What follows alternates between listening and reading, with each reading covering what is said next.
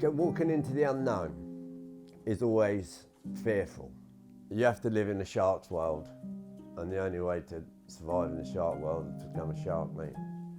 No good being a cod.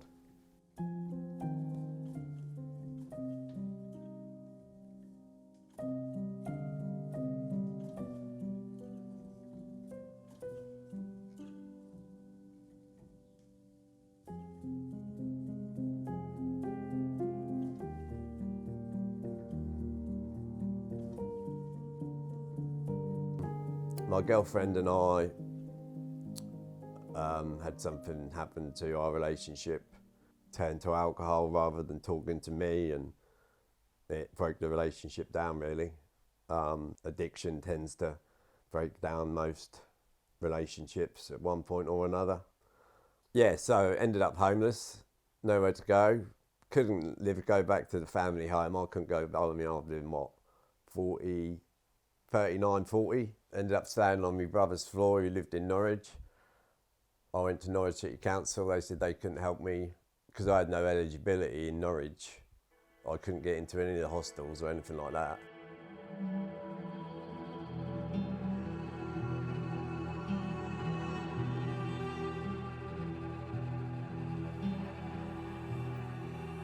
I was scared and I didn't know what I was getting into, and the first place I went, I had no entitlement to any housing benefit while I was under Norwich City Council, because I'd never had any connection with them before. And that's what the fear of walking into the unknown is, what keeps us alive. And I've always been one of these people that I know the fear's there and I'll just jump in anyway. You know, you got to take a leap. The actual fear of being on the streets didn't really scare me. I knew how to deal with that life because of experience from my siblings. So that, you know, I knew how to survive. Everything that's unknown is scary, do you know what I mean? But you just got to push through that. I used to sleep on Chatfield Garden in the bushes. I didn't like sleeping in doorways. There's always a threat that you're vulnerable out there in a busy doorway. People come out of the clubs 2, 3 o'clock in the morning. Yeah, we'll get some, give you 20 quid. Also some that'll give you a kick in the head while you're laying there asleep. There's a big stigma about people being homeless, but there's a very true saying, you should never judge a person until you've walked a mile in their shoes. And that's very relevant when it comes to homeless people. When all the shops are shut, that's when everyone comes out and does their little thing. And, you know, you get robbed, you get, you know, stabbed. There's a lot of people overdosed, you know, because people push things on them.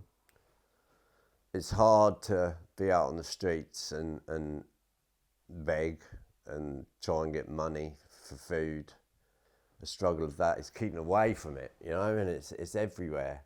I was using Class A drugs while I was homeless.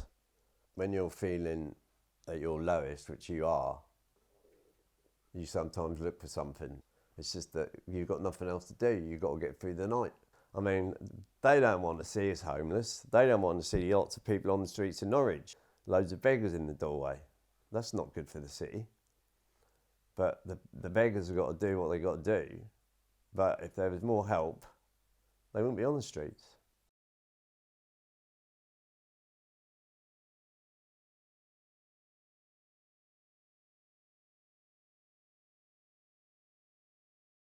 And then they moved me to Mousehole Lane, where there's a bungalow with 6 bedrooms in it and a shared kitchen. I was in there for 2 years.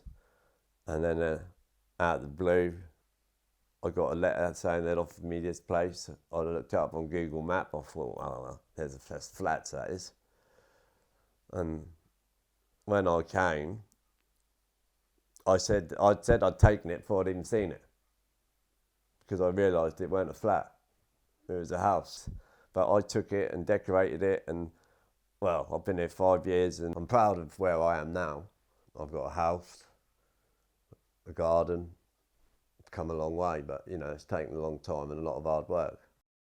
It made me feel that I could get my life back on track again as normality, having a home, paying your gas, paying your electric, paying your council tax, you know, having a reason to get up in the morning. I mean, some of these people have been homeless all their lives. You know, it's not an easy situation, you know, being homeless. They just want to get their information across, whereas I just come from, you know, having my own business to not having nothing and not knowing what to do. My tenacity, I wouldn't give up until I got the answers I needed. So now we've got a shop and whatever else. They've got a lovely cafe and everything, and I volunteer up there, and I'm known as the singing man because I'm always singing when I'm at work, and people come in and they go, "Oh, isn't it lovely to hear someone in a good mood?" Well, is there any other mood to be in? What's there to be in a bad mood about? Oh, I've got a lovely house, all right, you know, do with the dust, but